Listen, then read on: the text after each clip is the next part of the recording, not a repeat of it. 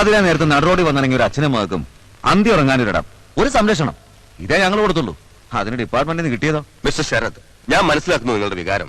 വെളിച്ചെട്ടന്റെ അവനെ. കമ്മീഷണർ സാറേ, അതിക്രമിച്ചകത്ത് കയറി എന്റെ അധീനതയിലുള്ള ഒരു പാർട്ടി ഓഫീസാണ് അവൻ അടിച്ചു തകർത്തത്. നേരിട്ട് അവനോട് ഇടപെടാൻ എനിക്കൊരു ഡിപ്പാർട്ട്മെന്റിന്റെ മറ ആവശ്യമില്ല.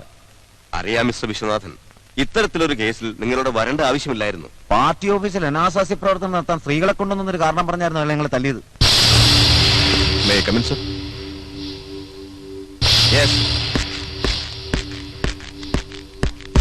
എടോ, എന്റെ തലതൊട്ടപ്പനാവാനല്ല തന്നെ ഇവിടെ സി ഐ വെച്ചിരിക്കുന്നത്.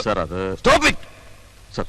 അർദ്ധരാത്രി, അതും ബന്ധു നേരത്ത് റോഡിൽ വന്നിറങ്ങിയ നിർധനരായ അച്ഛനും മകൾക്കും അഭയം കൊടുത്തതാണോ ഇവർ ചെയ്ത തെറ്റ്? സർ, ഞാൻ പറയുന്നത് വേണ്ട, തന്റെ വിശദീകരണം എനിക്ക് കേൾക്കണ്ട.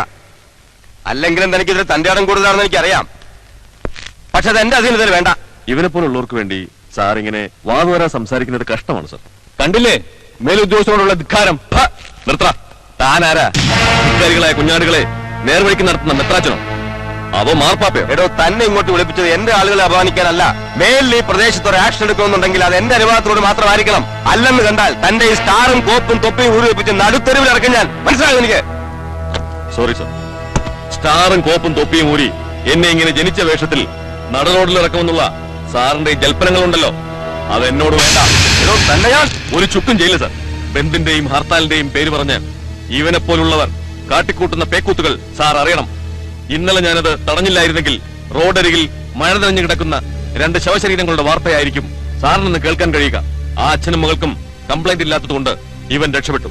ഇല്ലെങ്കിൽ എല്ലാത്തിനെയും ഇടിച്ചെടുത്ത ഞാൻ ഇത്തരത്തിലുള്ളവന്മാരുടെ സേവ പിടിച്ച് എനിക്കെതിരെ ആയുധമെടുക്കാനുള്ള വ്യാമോഹമുണ്ടെങ്കിൽ അത് വേണ്ട. ഒളിക്കും ഞാൻ. സാറടക്കമുള്ള സകലവന്മാരുടെയും ജീവചരിത്രം ഒളിച്ചെഴുതിയിട്ടേ പോകൂ ഈ വിശുദ്ധൻ.